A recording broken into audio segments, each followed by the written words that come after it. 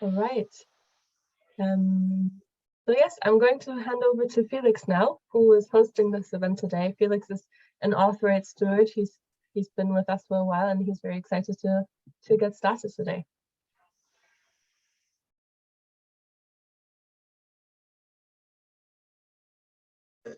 Hi, everyone. I'm happy to have you join us today.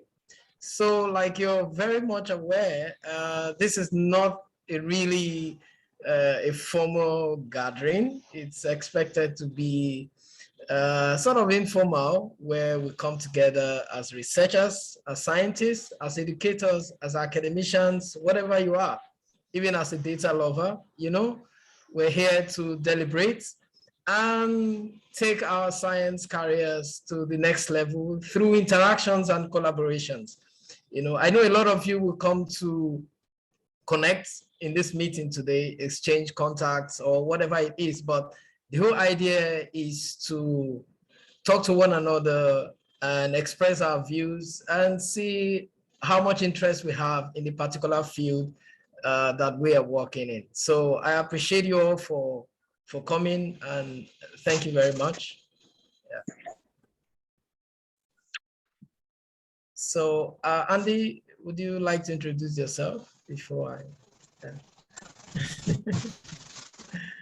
Me? You want me to introduce myself, Felix? Yes, please. Okay. Hello, everyone. I'm Andy Nobes. I work for AuthorAID and INASP. And, I'm the project manager of the AuthorAID project, and I've been with AuthorAID for nearly 8 years, and I am based in Oxfordshire in the UK, where it has just rained for the first time in about 3 weeks or something silly like that. Even more, yeah. Interesting. Thank you, Andy. And Tabitha, I think you want to give us. Yes. Okay. Hi, I'm Tabitha. Sorry, I didn't introduce myself earlier. I'm Tabitha, and I'm a program coordinator at INASP. I've worked at INASP for a bit over 3.5 years. I'm also based in Oxfordshire and very happy that it's raining because it's been very hot. And yeah, I'm excited to be here. I really enjoy the tea time events. I enjoy the informal nature of it and people being able to talk to each other. So please don't be afraid today to unmute yourselves and talk about your successes, your challenges, your questions. This is for you to get more interaction. So do take advantage of it if you feel like you want to. If you feel uncomfortable speaking on camera, you're also very welcome to use the chat box, but we'd love to hear you talk as well. Okay. Thank you very much. Thank you. So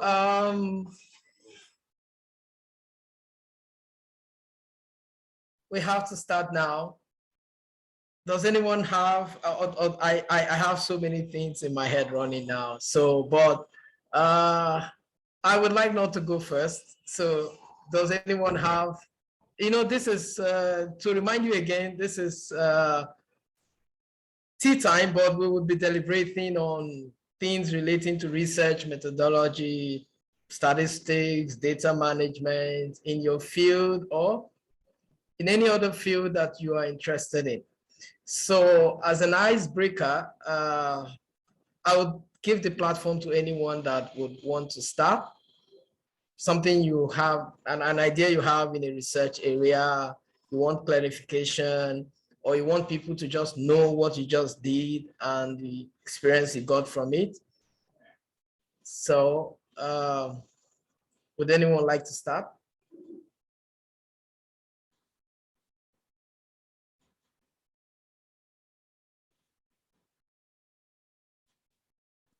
If you do, you can just unmute yourself and start talking or use the raise your hand function on Zoom.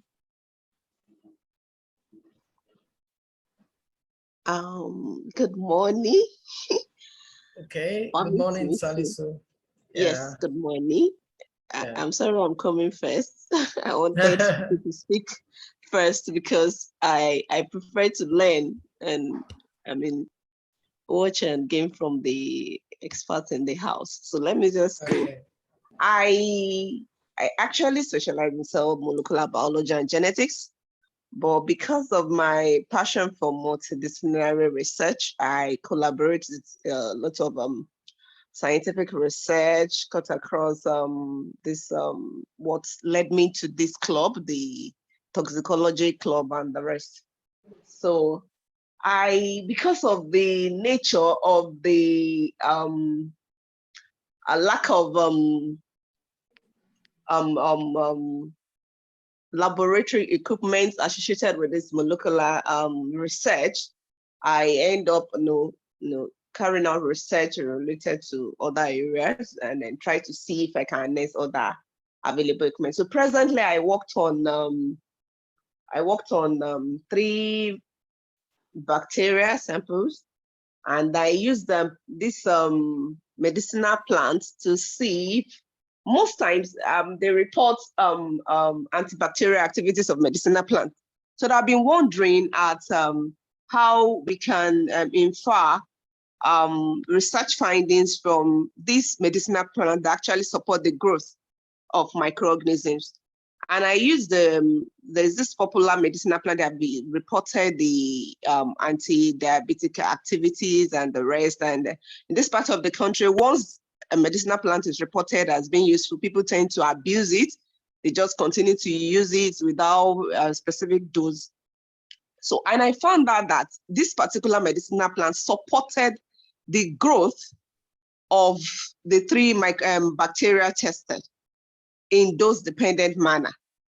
So when I first got the result, I was first discouraged, thinking that it's a negative result, because I had to make consultation, like when you're coming out there for the first time and telling them that, this particular medicinal plant supports bacterial growth.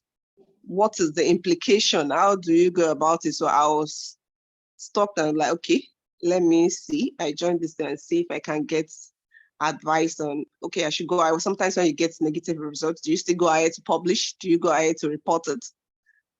I don't know. That's just it. Thank you so much. Okay. Thank you. This what you have just described now is more like something that happens to all researchers. Because we are in a system where most times people have an assumption of what the result would be even before they start the research. So you find out that your mind is already biased in the sense that these are the things you're expected to see because you have done some sort of literature review, and the literature review has guided your philosophy in what to expect. So when you now run your own research, and that research is not in line with what you had reviewed, you become concerned. Even your supervisors become concerned. How can you just be an island on your own? I mean, whatever you have done should tally with what other people have done, but I would want to encourage you to know that most of the breakthrough sciences we have today went out of the box. Initially, the supervisors probably would not like it, but the student, knowing fully well that what they are doing, it's accurate, and what they are doing will make impact. They went ahead and concluded that research. Initially, it didn't look like it, but later it became breakthroughs. Later it became novel. It will also interest you to know that most of the drugs that we have today that are very effective in a particular disease were not actually tested for those diseases. They were tested for other diseases, but by mistake, they were found to also be very effective or efficacious in other diseases, and they were now used.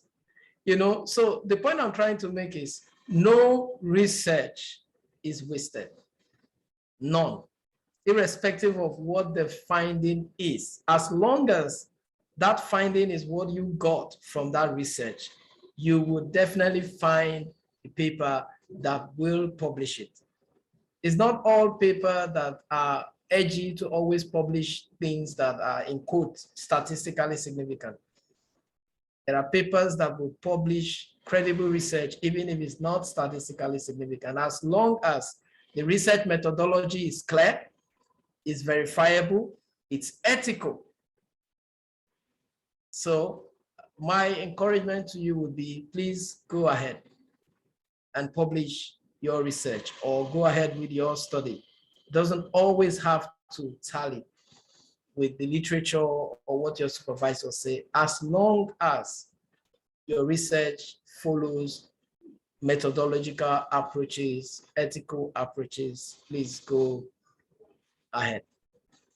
I think what supervisors do, they give you an oversight on where they expect your research to go. But I don't think your supervisors are there to actually annul your research if there are proofs that they follow methodological procedures that are credible and ethical. So that is what my advice would be. And finally, you may also need to do broad literature review too.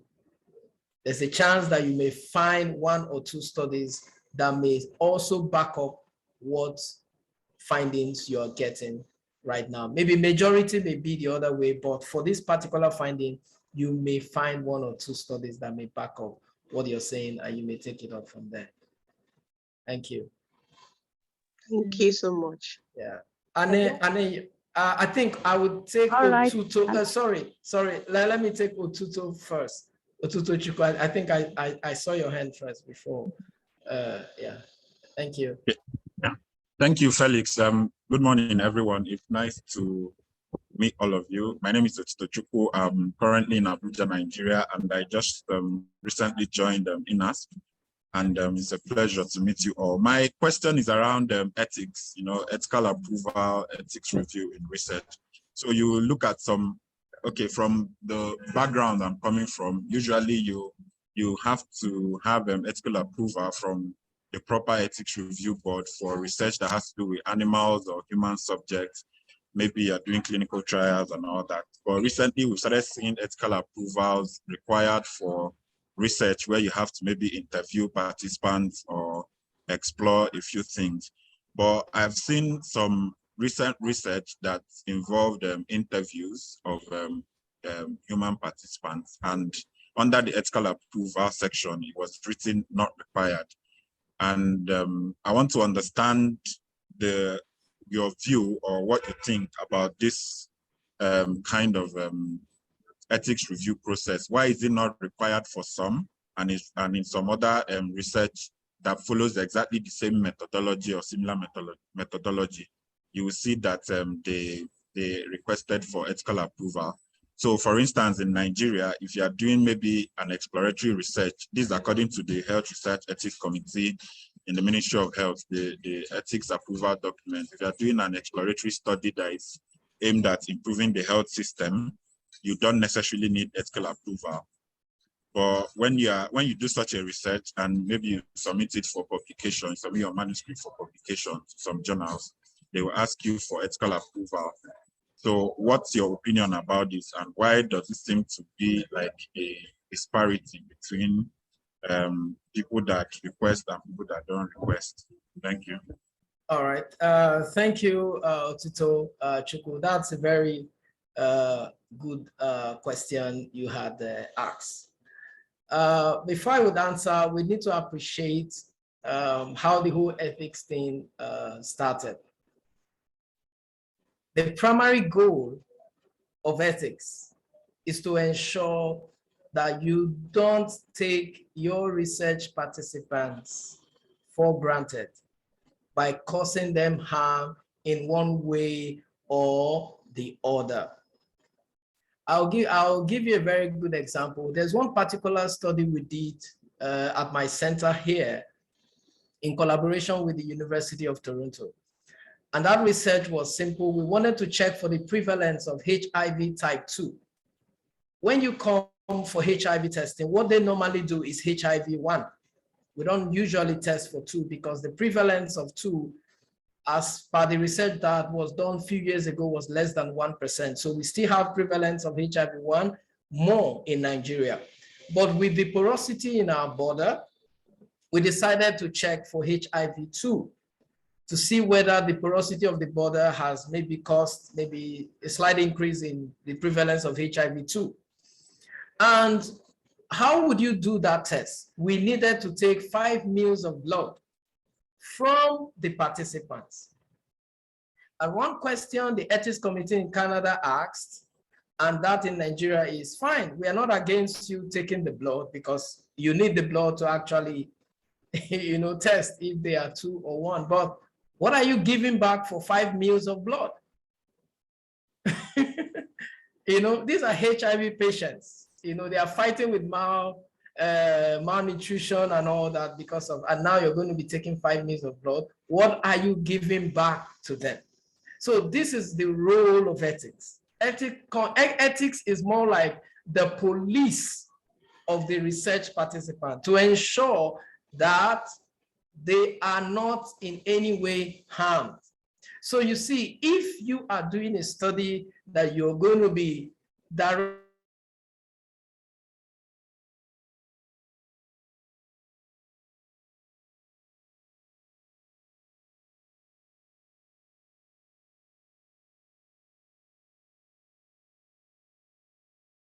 sorry about that.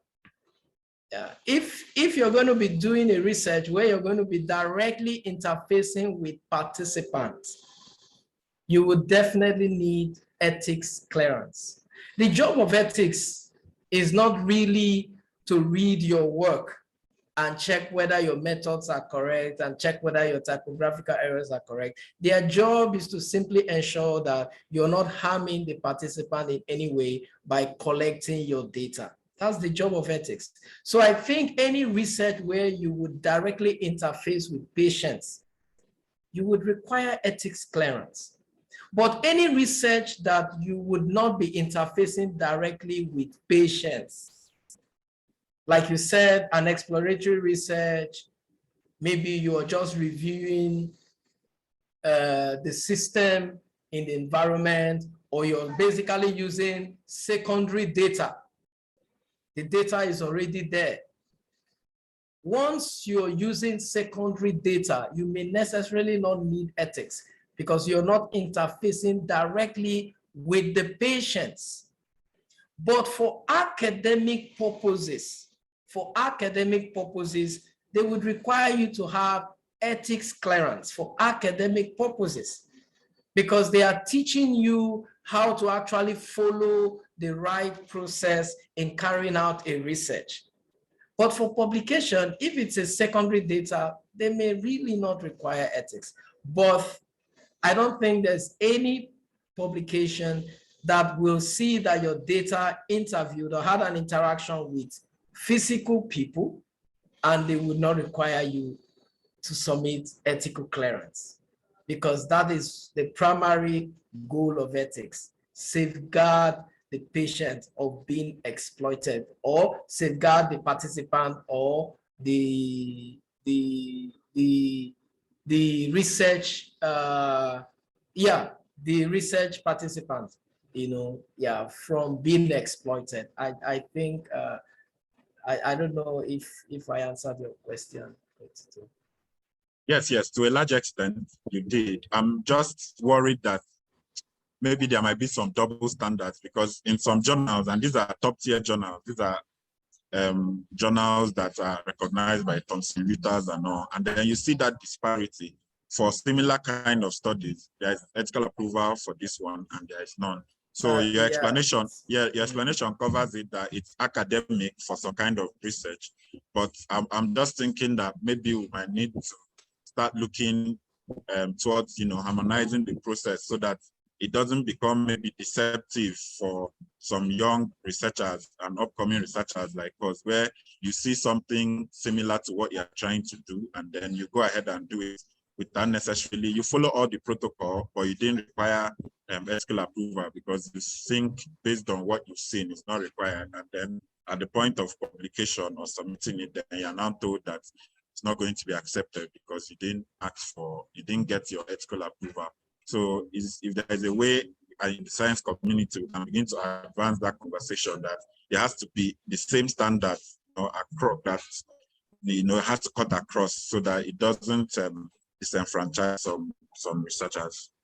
But thank you for the explanation. Yeah, thank you, and I completely agree with what you have shared. Yes, I think it's something we have to look into in the research community.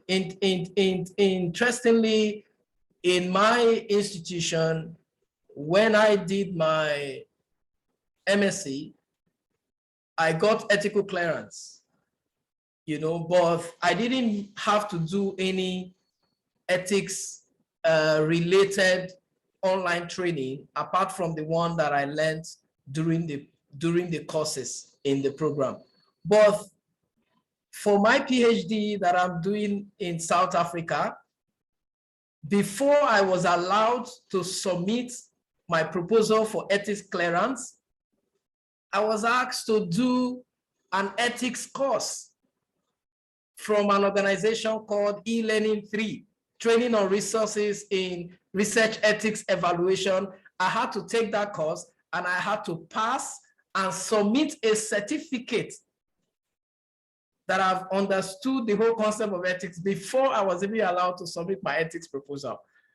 So you see different country, different approach in how these things work. So I agree. We have to have some kind of uniformity in how we deal with these whole issues of ethics. Yes, thank you.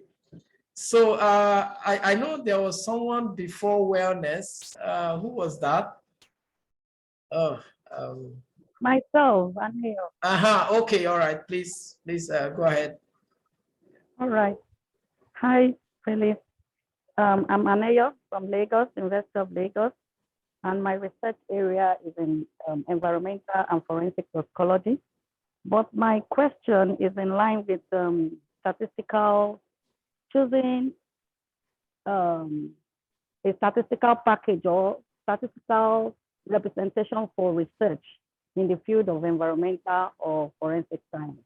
Like what Dr. Salisu said earlier, due to inadequate laboratory equipment that can be used in forensic toxicology and all that. So I resolved, because I have a zoology background, I resolved in using simple animal like insects in solving medical legal investigations. But one of my issues is in choosing what to call as researcher in choosing the best statistics to represent my my research, to better communicate my research. Like at a glance, even a non-scientist should be able to understand what I'm trying to say. So in that line, I know that you're a statistician, that you should be able to provide that what should inform my choosing the best statistical representation for my research when it comes to forensic or environmental toxicology. Okay, thank you very much. So I know this particular question, students ask it all the time, but I want you to appreciate the fact that statistical principles or statistical concepts, they follow guidelines, they follow principles. So irrespective of what field you are, that principle cuts across all field, because data is data. Nominal data is nominal data in any field. Ordinal data is ordinal data in any field. Discrete data is discrete data in any field. Continuous data is continuous data in any field. So data is data. irrespective of the field. So the same rule applies, you know. So if you're doing a study, the first thing that you most likely do is to describe your data. That's the first stage in all cases. All right, so you describe your data, and in describing your data, depending on the nature of the data, if it's a categorical data, then you'll be describing your data using frequencies and percentages. But if it is a data that is numeric or continuous, then you will be describing that data using means and standard deviation, or using median and interquartile range. So that is the first thing you do. And I know most times for toxicological study, most of their data are continuous data. So they are usually described in means, standard deviations, or medians and interquartile range. So that is the first thing you do. You describe that data, you give us an idea of what the overview of that data looks like. Now, the second stage is the inferential, where you now begin to associate your variables. And the association you do in your variables are always dependent on your study objective. So if, for example, you have different species and you're going to be collecting like toxicological parameters for the different species, those different species are categorical already, but the toxicological parameters may be numbers, may be numeric, and you want to see probably how those toxicological parameters, you know, influence, how the toxicological parameters, what are their relationship with the bacteria, meaning which of the bacteria would have a high volume of the toxicological parameter. So in that case, you are now relating a categorical variable and a continuous variable, meaning you want to get an average of those numbers in the different categories of bacteria. So if you're going to be, if the bacteria are just two categories, and you want to get two means of the toxicological parameters in the two categories of the bacteria, then the rule says you're going to be using a student t-test. But if you're going to test the average of the toxicological parameters against 3 or more bacteria categories, then the rule says you're going to be using analysis of variance, or the F-test. So these are standard procedures. So checking for differences in 2 means is student t-test. Checking for differences in 3 or more means, the ANOVA, analysis of variance, which is also the F-test. But if you are not checking for differences in continuous, you want to check for differences in percentages. Probably there are categorical variables, frequencies, and percentages. You want to check differences in percentages of 2 categories or 3 categories. They say, oh, hello, Mr. if Felix. you're checking, yeah. Hello? Hello, I understand what you're talking about. I understand using those different variables and all that. But what I'm saying is that, and I think that research has gone beyond beyond all those things, which I also understand. But what I'm saying is that to a layman, to someone who is not in science, to someone who is not that educated, that they should be able to see our research and understand it at a go. That is that something that can, is that a package? Like for instance now, working with insects, there are different species of insects. Even just one particular class can have so many. Then they talk about using phylogenetic tree and all that, representing the results. So what I'm saying is that at a glance, for a non-scientist, should see a research in forensic science and to be able to understand, is that something or is that a package that can be used to represent that as a goal? You can well, so if this is what you are asking, then it depends on you as the researcher. So that is where your creativity and your innovativeness comes in, because here we're talking about communication. So it's your ability as the researcher to be able to communicate to your audience. It has nothing to do with a package or a software.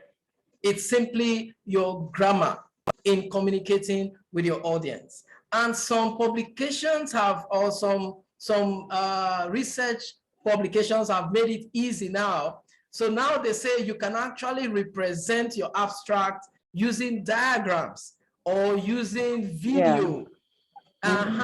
So these methods are ways that innovative ways that some publications are coming up and say, see, we want the grassroots to be able to understand your research. Can you sketch your research in a diagram? Yes. Or can you just do a short presentation explaining your research? So I think these are the other ways that you can actually use to reach your audience. I hope this is helpful.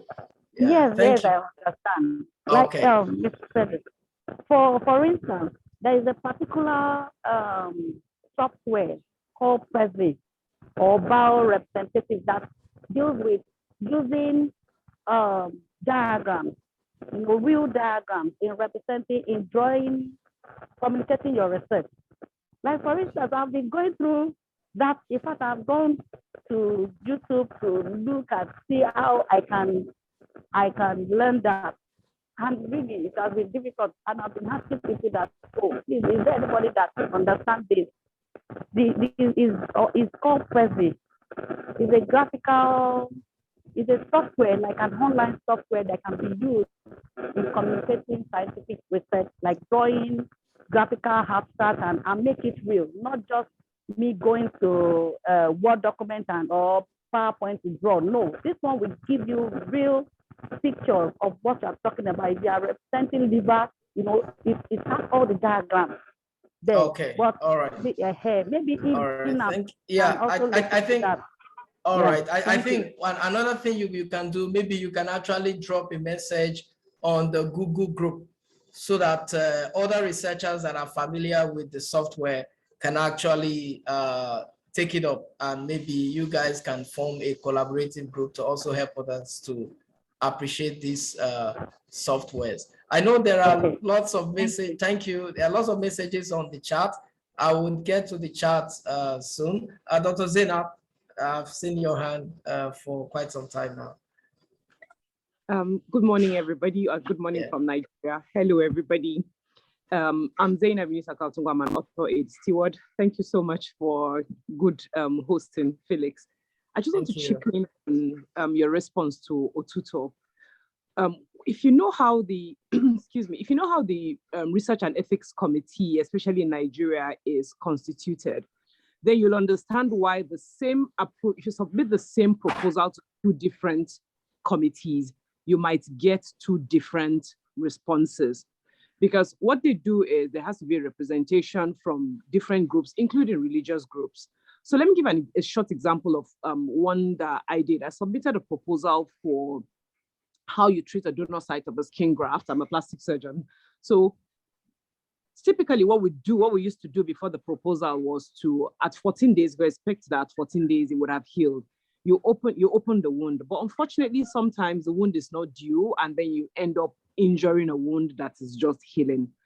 And when I submitted a proposal to just allow the dressing to stay there until it falls off on its own, because what we know is that when wounds have healed, the dressing will come off on its own. And everybody, at least the response I got from the ethics committee was everybody was okay with me going ahead with it. But then somebody from one of the religious groups said, no, in his part of the country, there are people who must have a bath at least once in 2 weeks. So if you say you're going to leave a dressing in place for more than 2 weeks, then you're violating ethically, it's not right for that kind of person. So you can understand that if I had submitted the same proposal to a place where we do not have this kind of people, they would not have any problem. So it all depends. But what I usually tell people, especially in the MOOCs, is when in doubt, it's always better to ask. Send your proposal to the Research and Ethics Committee. Let them tell you do not need ethical approval, rather than thinking, oh no, this should not need, and then they'll now tell you that you should have done, should have requested for ethical approval. That's first one. Then the other one is my response to Mrs. Salisu. There was a comment in the chat box by a lady, I think is an ophthalmologist, because she works in an ophthalmology center in Kaduna. I'm thinking you could liaise with them and maybe the endocrinology team, those who treat diabetes, and you could do a small proof of concept study, which will not be difficult to finance, because I know in Nigeria, most researches are self-funded. So if you do a proof of concept, then you can take it to big funders and you're likely to get funded for your study. And I like that you said you like to do a lot of collaborative research. So there you go. Thank you. Thank you. Thank you. I'm trying to look at the chat box to see. Someone said something about how much can you give back without it being termed inducements? That's, I guess the person is talking in terms of honorarium for researchers or for participants. I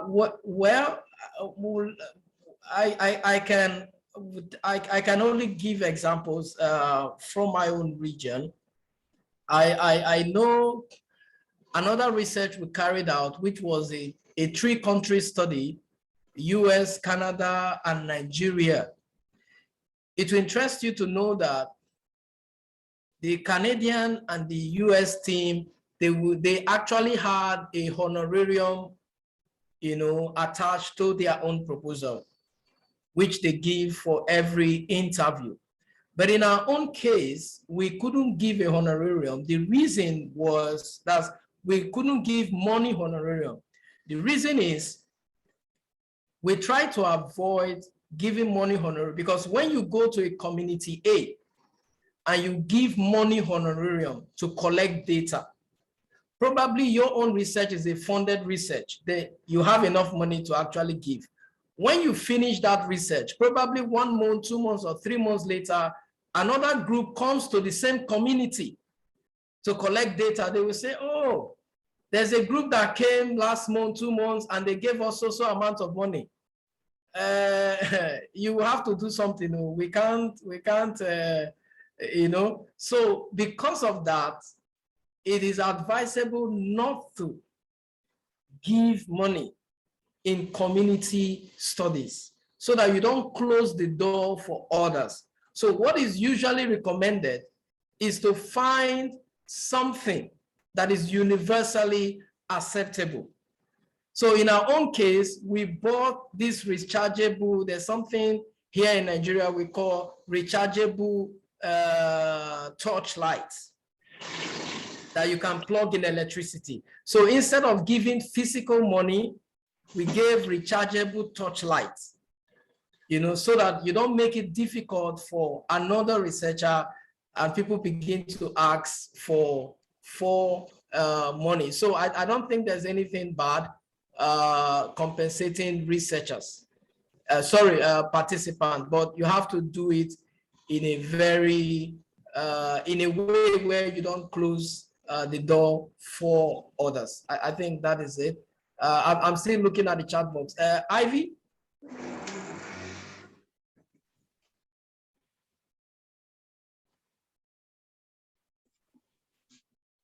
Ivy, I saw your hand. Dr. Zainab, your hand is still up. Do you have something to add? Oh, sorry, I'll lower the hand. I forgot to lower hand, sorry. Okay.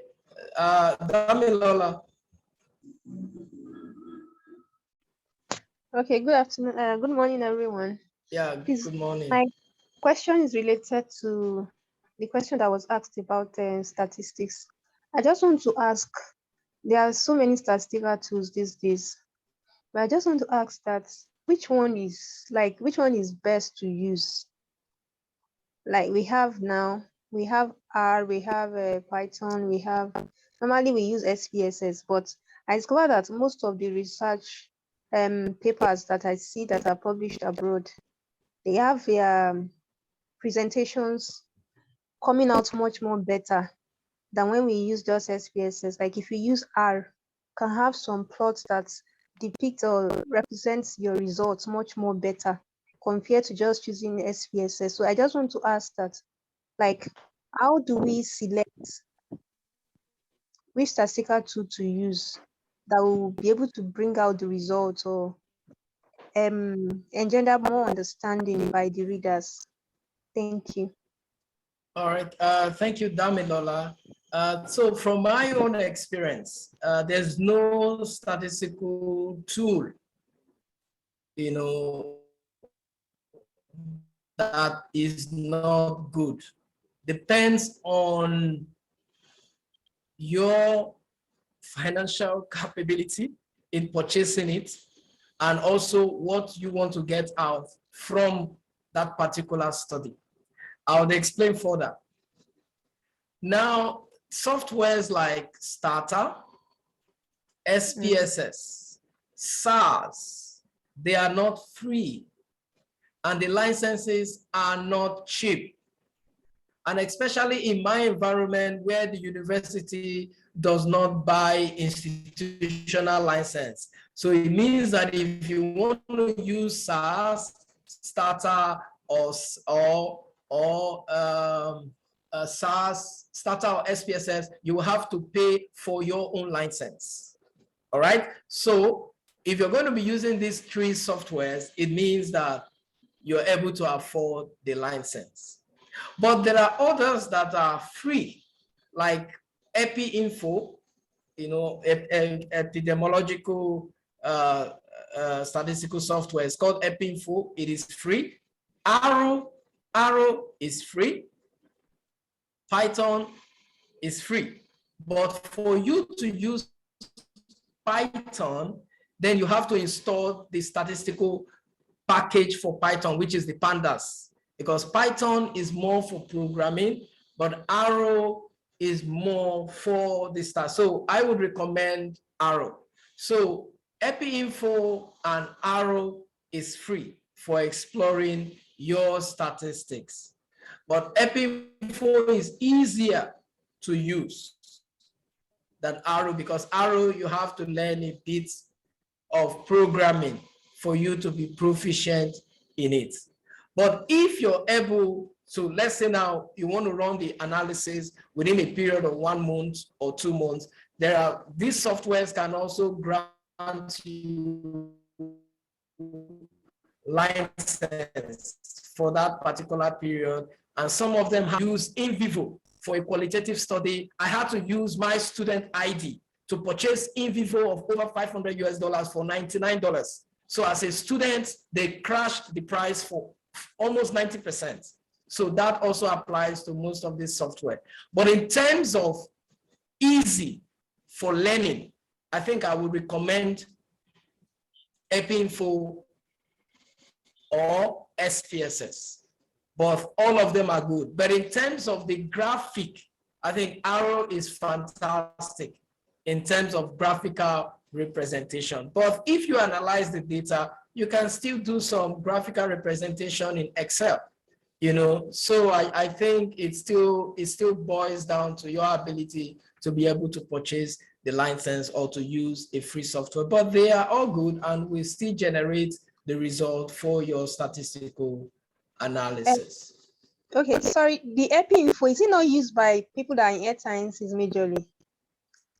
Yes, but it's the same thing with SPSS. SPSS was designed for those in the social sciences, but we in the health sciences, we still use it because data analysis is data analysis, irrespective of the field, So even if EpiInfo is designed by people in public health and the health sciences, you can still use it in social science. The same way those in health sciences also use SPSS that was designed for social sciences.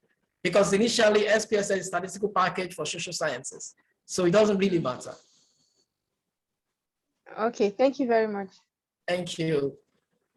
I'm still looking at it. Does anyone have any question? Maybe I'm still looking at the chat box for any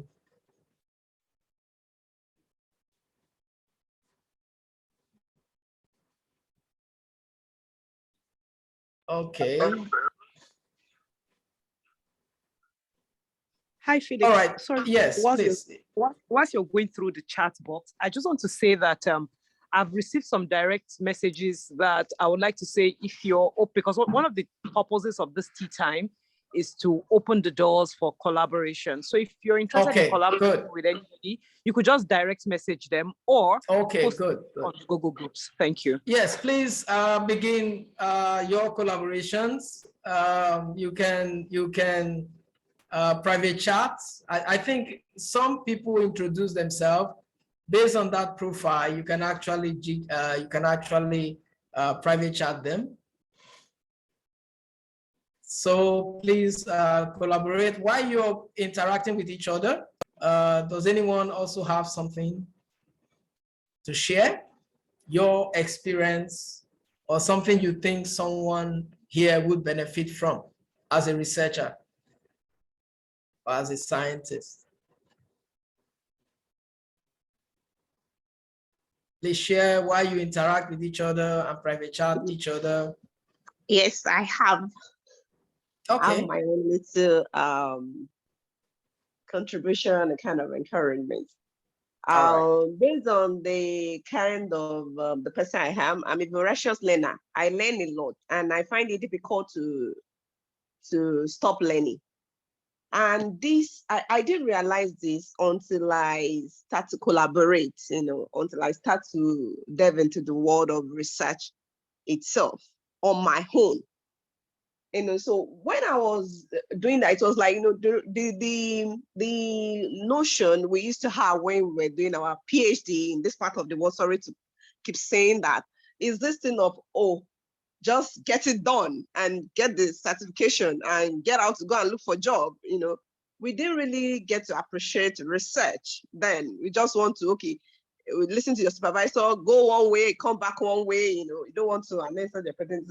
But after getting my full appointment and I needed to attend to students, do research, and then I began to appreciate the reason for every potential successful researcher to keep learning. So I find out that everything I want to do, even if I don't have an idea, my learning experience has really assisted me. When my student comes around and ask me about R programming, they'd be like, wow, ma, you know about it? I say, yes, because I've actually learned it. When they come back to ask me about science communication, I participated in Soapbox, and people will be like, what are you looking for there? And I'll be able to talk to them about it. So we're able to diverge into so many areas of research that one can dabble into. So what I would like to advise, like this community, at a time I was, somebody told me that, what are you doing in toxicological club again? Hey, you are a cell and molecular biology, you should look for people in that area. And I said, well, you never can tell. So I just want to implore the upcoming, those that are still there, you just keep learning.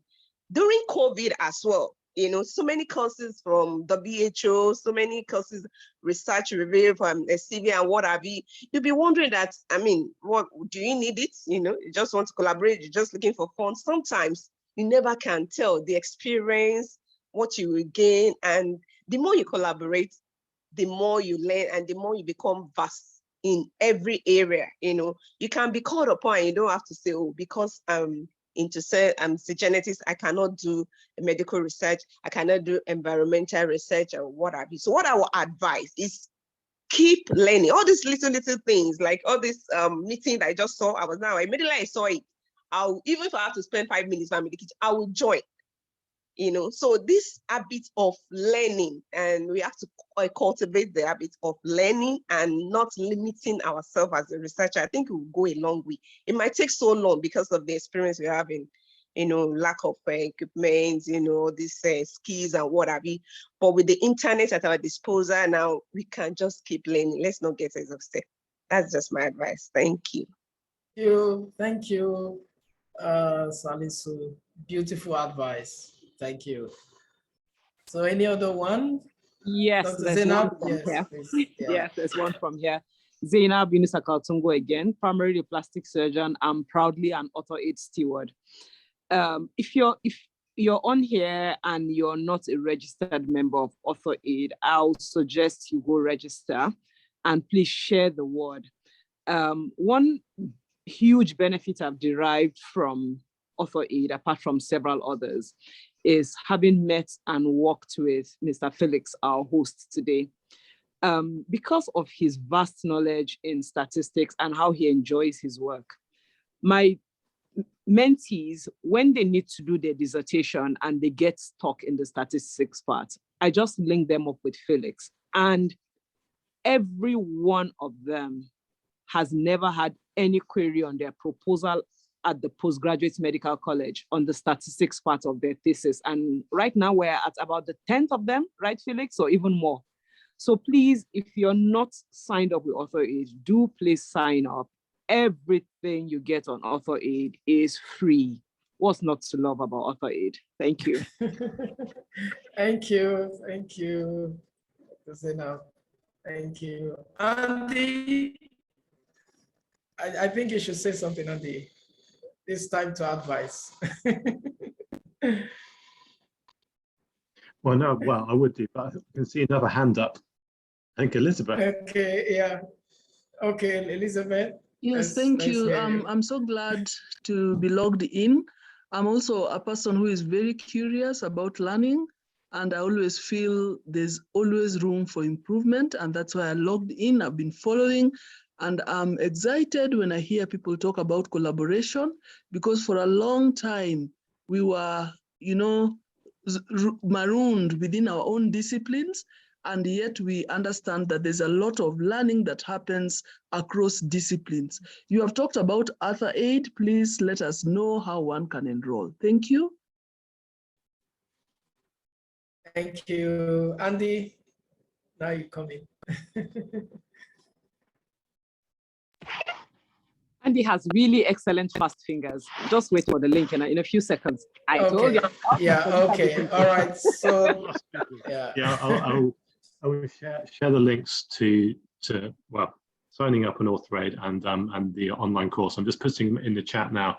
But we have a research writing course coming up starting in September, and I'd obviously recommend that you do that. Even for those of you who have already done the course, we will hopefully be adding some more updated content this time. I think that actually Tabitha's adding the details of the online course now.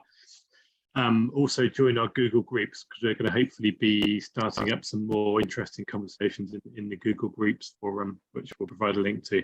I see that Ivy has put her hand up, and I know that Ivy's had her hand up before and keeps losing connection. So should we see if she's able to talk?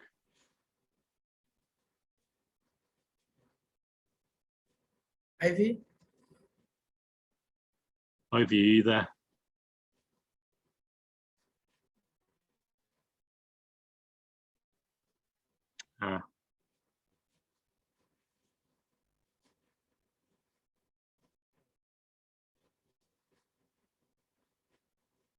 No, so Ivy's still having some problems. Tabitha's sharing all the links before I can get to them. So we've got the Google groups, we've got the online courses, and in general, you can also, I don't know if anyone here has tried using the online mentoring system. When you sign up and when you register, you can approach mentors on the AuthorAID website. So also try that. Yep, and people are just adding the links in now, so that's really helpful.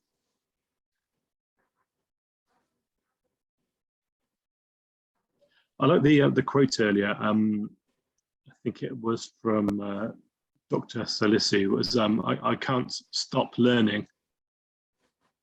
I like that. Yeah.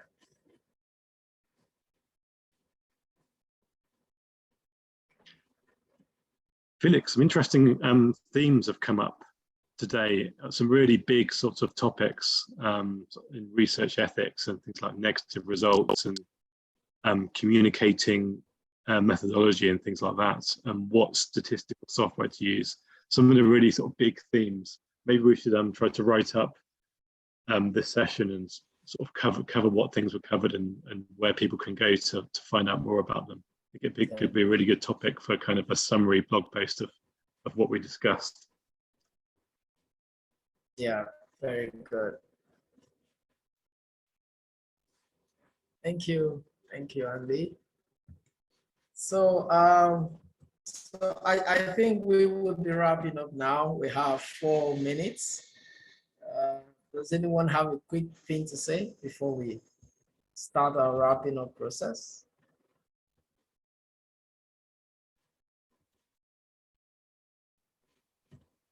All right. So what I would like to add before the wrapping up process is for those that always say, oh, I want to write, but I don't have the time.